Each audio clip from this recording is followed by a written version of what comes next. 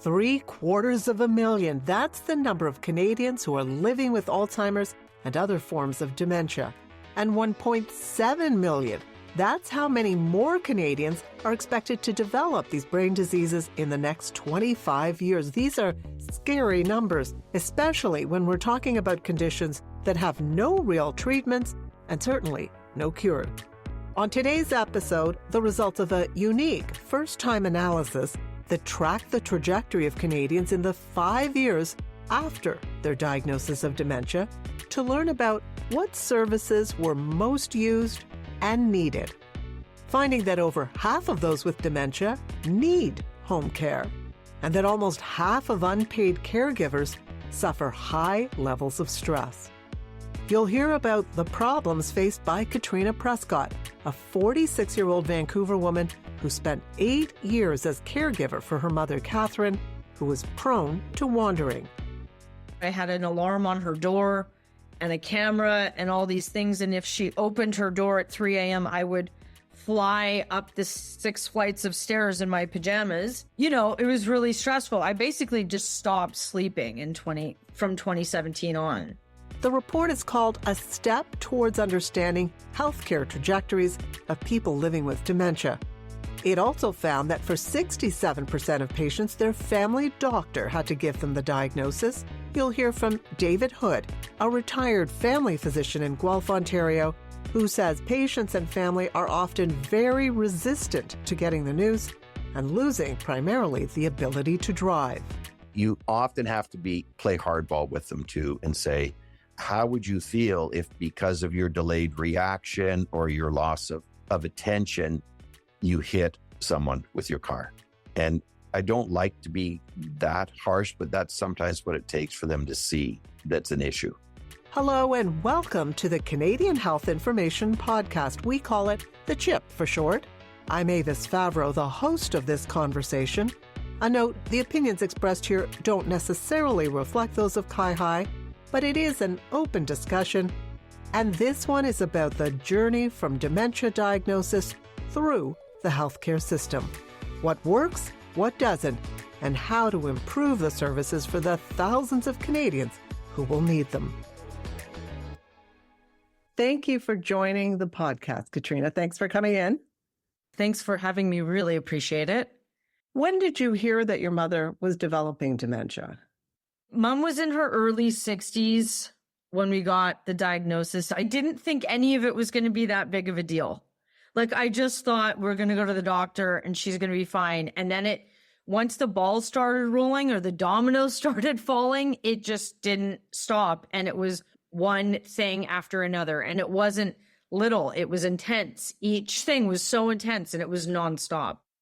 So I think the purpose of the CIHI report, Katrina, is to help people understand that there's a trajectory, a roadway, and we may not be giving people the support they need to make that journey. What did you have to do for your mom? I moved her into my apartment building. Yeah, I just realized she couldn't be alone, and she didn't want to be alone. So you moved her closer to you, not in the same apartment. I moved her upstairs in my building. Yeah. How much of your day did you spend taking care of Catherine? I mean, it was 24/7. It was a 24/7 total care, because what happened was Mom would walk. She would walk normally. And this is before diagnosis, right? I don't think that we knew it was dementia. So she would walk and she would always come home. It was fine. That's what she did. She liked to walk for years. This is what she did. One day she didn't make it home, which was terrible. She was missing for 27 hours, something. It was really, really horrible. And she was found very far away. So anyway, police found her. It was on the news, everything, brought her home. Great. It happened again 2 weeks later. This time she ended up being found by paramedics after 20 some odd hours again and taken to the hospital. What happened then was the health authority wanted to place her into long-term care and take her out of my care, which was not our wish. Mom was 62 maybe at the time, or 63. And she was full of life. She was very vibrant. She had a lot of things she wanted to do. And the doctor also said, you know, if your mom goes into long-term care, she has so much energy that they will give her a lot of drugs and she'll probably be dead within 6 to 18 months. So that just didn't feel like an option to me at all. So I brought her home, but I was only allowed to bring her home if she never went missing again. And if I did, she would be taken out of my care. It was a very stressful time. I didn't know that my mom's health could just be taken over by the government. So anyway, I brought mom home, but from that moment, which was probably early 2017, she could not leave my side or somebody's side. Nobody could leave her alone because if she got lost, that was it for her. And it was brutal. It was a brutal stipulation to put on a person and not give them enough help to support them in that stipulation. So when we came home, I think I had 6 hours of help a week from the government. Total, just 6 hours a week. 6 hours a week. Yeah. I have no words. I'm trying to put myself in your place. How did that upend your life? Yeah, like I'm crying right now. I haven't thought about it in so long. What made you cry? Actually, yeah, it was horrible. It was really the worst. So many terrible things happened through the medical system, but that was really one of the worst things that ever happened. It made me a prisoner. It didn't support us at all. It just felt like my mom didn't matter. And they just basically gave us an ultimatum. They probably thought sooner or later she would get lost and that would be that. But that wasn't what was going to happen. Not on my watch. How did you structure your life to take care of someone with frontotemporal dementia? It just basically became, she was beside me all the time, right? So, and she was active, so, and young. So she didn't like going to adult day program with 85-year-olds, fair. She wanted to go for walks like she used to, you know, we'd walk 8 to 10 hours a day. I would try to do my work calls. I would make meals. I would try to keep up on all the things around home. I basically moved into her apartment. The nights that I did sleep here, I had an alarm on her door and a camera and all these things. And if she opened her door at 3 a.m., I would fly up the 6 flights of stairs in my pajamas. You know, it was really stressful. I basically just stopped sleeping from 2017 on. One of the things in the CAI report was percentage of caregivers experiencing distress, living with someone with dementia. And that was very high, 46%, like approaching half. It's probably above half. I feel like that number's flipped or something. You're a straight talking woman. And when we talked about this earlier, you said the process sucks. Yeah, well, there is no process. And the process, so that sucks. And then there's no real actual support to set anybody up for success. That's part of your message because now you are an advocate. Yes. Well, the healthcare system needs to change. It's a very siloed system that, you know, we're on the front lines. We know what's going on. Our voices need to be heard. And so does the person living with dementia, if that's available. But it's generally discounted. We were laughed out of doctors' offices. I had a doctor put his hand in my face at one point because I was trying to ask him a question and explain things about how it would be best to move forward with mom in this situation. Hey, I've been in this situation many times. If we just do this, don't talk to me. I'm the doctor. You know, it's like, okay. You know, it's very challenging to navigate the system. Doctors are also maxed out. We don't have enough doctors. They're stressed to capacity. This isn't what they signed up for, probably. They signed up to help people. They're overwrought. The hospitals are overrun. That's one side of it. And then the home health supports, you know, 6 hours a week. How do you do it? Is that the most you ever got, or did you get more as you went on? I ended up getting more after several years of social workers and hospitals and other places advocating for me and myself advocating for me. I ended up getting 37 hours a week, which is still not a work week, right? Plus, who's doing the taxes? Who's doing all the things that need to get done? So 37 was way better. But, that was kind of 4 hours a day. I think I bunched it into 4 or 5 hours a day during the week. So I could have solid work hours and then toggle it on the rest. And then on the weekend, you're on your own. It was a lot. And I was very worried about my own health. I didn't sleep. I finally have been able to go to the dentist since mom has died, and I have to get major dental work. Because you're not sleeping, you don't think to brush your teeth. You don't even think about yourself. How much did you sacrifice for your mom? I don't really look at it like that. My mom would have done the same for me. The way that I look at it is because the system wasn't there for me, I didn't have a choice.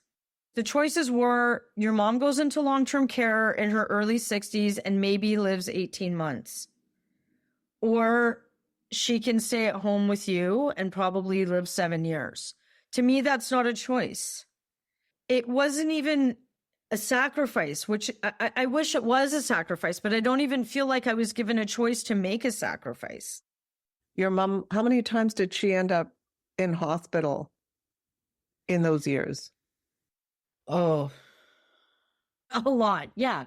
And some of those were long stays. I think one stay was a month or two. They couldn't figure it out and I didn't know anything. It was just constipation. I think actually that stay turned into about 3 months.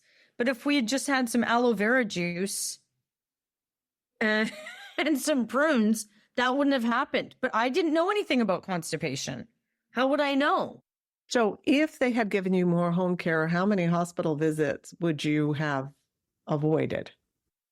Once we were on the Home View program where we had nurse practitioners and doctors available to us 24/7, we didn't have to use the hospital as often. And when we did use the hospital, it was because we had to. And people living with dementia do not do well in the hospital. Why are we torturing them? Why are we doing this to them? And what impact does it have on the caregiver? I have to go to the hospital every day. I have to advocate for my mom. No, please don't give her all those. No, please don't. She doesn't like this. Don't strap her down. She's living with dementia because, if someone acts out, they want to strap you to the bed. Please don't do that. So you have to be there with the person all the time. And for people who have lived through who are living with PTSD at the hands of the system, you really need help after and during. It's really hard to speak up. Is that what you feel you suffered because of the way it left you? Yes. My counselor said I was suffering from system PTSD. Yeah, it was brutal. As a producer, I can handle a lot of stress. Nothing could prepare me for that level of stress. What's the overhaul required? Tell me if you were able to fix the systems for the families that follow you with dementia diagnosis. What would you do? I always say this, respite is the number one thing we need. Adequate and effective respite. People need to be able to work. We need to not make caregivers sick when they're not, because that's also taxing on the system. We need to set people up for success, and respite is the first step in that. Then that ties into more home care. You could have used more home care at the beginning. 100%. This is so important to you that you are an advocate and a coach. Yes. So why are you a coach? And what is it that you're trying to tell people to help them navigate this? You use a phrase, it's cute. Not a fairy godmother, but a godmother for caregivers. I always wished I had a carry godmother, okay, that could help me figure this whole thing out, or that just had lived through it and could advise me. Oh, if someone does this, you do that. When they say this, you can say that. So now I work with other people in their journeys one-on-one, and I do groups as well, to kind of give them that insider info that they never had. I mean, sometimes it's these little tweaks with conscious communication that make all the difference. Katrina, thank you so much for sharing what you did for your mom. Your mom, I have to say, is a very lucky mother to have a daughter like you doing that for her. Well, thank you very much. I mean, I feel very lucky to have a mother like her, and I'm grateful that she let me be her caregiver. I totally get that. Thank you again. The CIHI report shows that 2/3 of Canadians with dementia are given that diagnosis by a family doctor, like our next guest, David Hood, the frontline physician, and was also a caregiver to his parents and in-laws who had dementia. Welcome, Dr. Hood, to the podcast. Thanks for coming. Thank you, Avis. Thanks for inviting me. So you read the report about the trajectory of people living with dementia. Why is this important? And what's the key message for you from this report? I think that the big thing is we're doing a reasonable job, but we could do a much better job if we had more personnel and more facilities and financial capabilities to provide more care. It surprises me you said a reasonable job, because the first guest in the podcast was a young woman who took care of her mother with frontotemporal dementia for 7 or 8 years. And she didn't really get help until the end. And it was quite a horror story. And I know many other people going through this are having a big struggle. You know, why do you say reasonably good? I think that the people that are engaged in the system are being looked after reasonably well. But I guess if you look at the overall, look how many people should be or could be receiving services, yes, we're not doing as good a job as we should be. I bet you've seen your fair share of people coming in and getting a diagnosis of dementia. Yes. So that's one of the things the report talks about. What was your experience? And did you see more people getting this diagnosis and you had to give the families the word? Yes, definitely. We were starting to see more people getting the diagnosis. And the difficulty is getting acceptance on all parts. What does that mean? The patient usually is not keen on being diagnosed as having dementia. The family often doesn't want to admit it, or they try to cover for them and compensate for them so that they could be, some of them could be quite advanced before you really see what's going on. Because if you're only seeing them in the office, they can look pretty good for a 15, 30-minute appointment, and you don't really see how they're functioning in their day-to-day life. The biggest thing is driving and living in your own home. Those are the real obstacles to people acknowledging that they have issues with dementia. This is exactly the trajectory of my father. The minute he lost his driver's license, the body fell out. How does that affect you?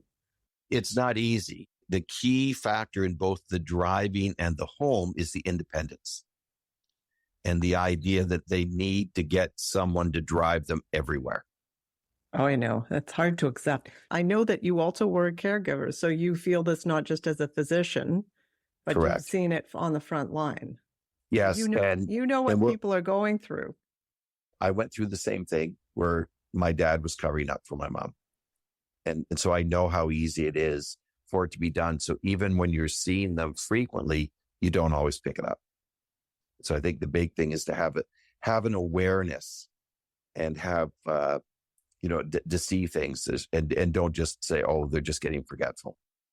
Now, in the report, it talked about the stress of all of this to the caregivers. What about the stress to the family doctors? You're used to thinking of yourself as being the patient's advocate and to a very large extent, their friend. You become like family with them, and They see you as a friend, so they're begging you not to report them for driving. That's a hard reality. And when it's the family that's the problem, I look them right in the eye and say, would you let your dad drive your kids somewhere? You often have to play hardball with them too and say, like, how would you feel if because of your delayed reaction or your loss of attention, you hit someone with your car? And, I don't like to be that harsh, but that's sometimes what it takes for them to see that that's an issue.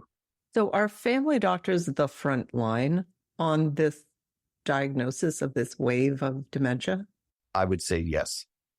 That I would say well over half the people are diagnosed by family doctors, or at least strongly suspected. By the time you're going to refer them to have an assessment with a geriatrician, you're pretty sure that it is. Sometimes that's what it takes to get the patient and the family to accept it. When someone that's seen as a specialist is saying, yes, that they have dementia and they shouldn't drive. Step one. So the trajectory, as is detailed in the CIHI report, also shows that a third of them, their first presentation is by ending up in hospital after a fall or something. And Correct. That also is another doorway to getting a diagnosis. Did you see that? Yes. In Guelph, we have a very good geriatric service. And if someone is in hospital, then they at least get seen by the nurse practitioner, but most of the time by the geriatrician herself. And when someone is in the hospital, it's also easier to mobilize resources, such as the home care support, getting into the Alzheimer's Day program, that type of thing. Because, the hospital is the most expensive part of healthcare, and they do prioritize resources that enable someone to get back into the community or into a more appropriate place than being in hospital. So then when we go along the trajectory or the roadway, the next one is home care for most of them. Right. Do most of the families say they want this care to be delivered at home? It's probably about 50-50 would be my guess. The issue often is the older generation. So the person with Alzheimer's and the spouse don't want someone else coming into their home. The families are usually okay, especially if the parent needs help with bathing. There's a lot of children who they're not comfortable with seeing their parent naked, or the parent's not comfortable with them seeing them that way. And so that's often one of the first things that you get in is for a PSW to come in to help them to get a shower or a bath. It's one of the first things that they'll accept. I've heard of caregivers developing PTSD or Absolutely becoming ill themselves. You've seen that? Yes. I can give you an example where the wife had significant dementia, but the husband covered it up and did everything for her. And so we had no idea of how bad she was getting until he got sick. He got sick. He wouldn't leave her at home to go see the doctor, and then ended up very sick and hospitalized. And that was when we found out that that his wife could not do anything herself, couldn't be left alone at night, couldn't prepare a basic meal for herself, was totally dependent on other people helping her. That's a good segue to the next part of the road, which is long-term care. Do you have problems getting these patients into long-term care? Yes. How hard is it? If they're not in a crisis, it can be a 2 to 3 year wait. And so when you've already had the family ignoring or denying the diagnosis, right, with the covering up, etc., and then by the time that you come to the realization that dementia is an issue and the significance of it, they're usually fairly advanced. And it becomes difficult to keep that person safe until they can get in somewhere. Is the weight contributing to bad outcomes? Oh, that's a Is the good weight- question. I would say that there could be a better outcome if there was more long-term care available. I don't think that people are necessarily dying because of it, but they certainly are having a poorer quality of life, and there's more stress on the family.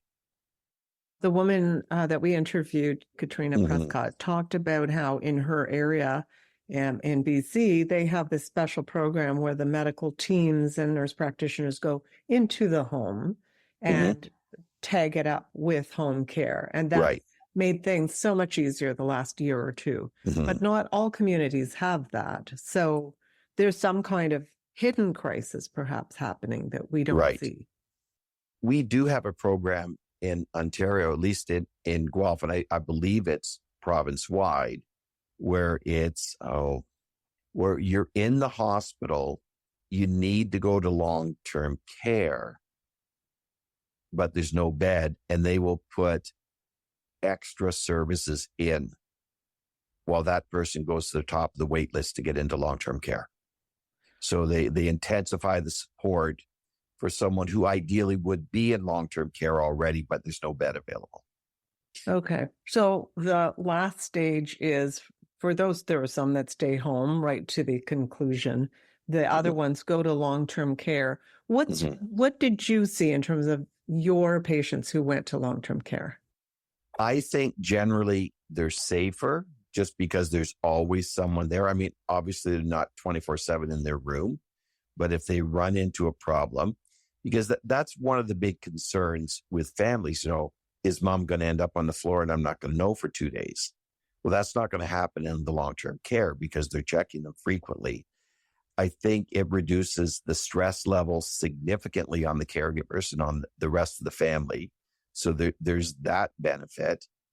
It's like anything. There's going to be some care facilities are going to be better than others. They all struggle with staffing and having enough people. I mean, there's nothing that's stopping the family from going in and augmenting that if there's an issue and going in, because I think we need to look at it that when they go into long-term care, it's not a complete abdication of responsibility for providing care for the family. It should be a collaborative effort. So when you look at the whole roadway, from your perspective, where are the spots where individuals can make a difference and governments have to step in? Well, I think, if you look at long-term care in the rural communities, there's a lot more community engagement. There's more volunteers, I think. So that allows the paid staff to be able to do other things. So that could improve the care that they're providing. I think the big thing with the government is the financing. And the difficulty is it's a lot of the buildings are getting older. When you've still got some mix of ones that are more almost private, for want of a better word, and completely government funded, that it's difficult for people that look at it from a business perspective to want to open up more homes. When they've got a lot of regulation on the staffing, they must provide the services they must provide. They're closing some of them. Yes. La Pointe Fisher in Guelph is closing or is about to close or may have already closed. Does that worry you? Yes. Well, It's because I might be there in a few years. So I think that would be the selfish perspective is making sure that the resources are going to be there in case that we're going to need them in our generation. I think we need to come up with more because pretty soon the baby boomers are going to be 80. And the baby boomers are going to have the chronic illnesses that make them unsafe to be at home. And that's a whole lot more people than what we're dealing with now. So If you had a message, a take-home message from all of this about the trajectory in this report, what would that be? I think we can't ignore it.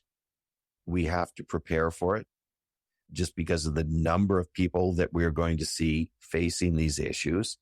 And we need to start now. We need more healthcare personnel. We need more facilities that are available. And definitely we're going to continue to need more financial resources to support it. All right. Well, I think I'll wrap it up here then. Dr. Hood, thank you so much for your time. Appreciate it. Okay, you're welcome. There is much more on this report on dementia with the full document on the Canadian Institute for Health Information website at cihi.ca. And a note, Katrina Prescott was given a National Caregiving Advocacy Award for her work in helping families deal with Alzheimer's and dementia. And one of the best tips she gave me was the need for caregivers to breathe, because it's a moment to reset when in a difficult situation. A big thank you for taking time to listen in, and please subscribe to The Chip wherever you get your podcasts. I'm Avis Favaro. Talk to you next time.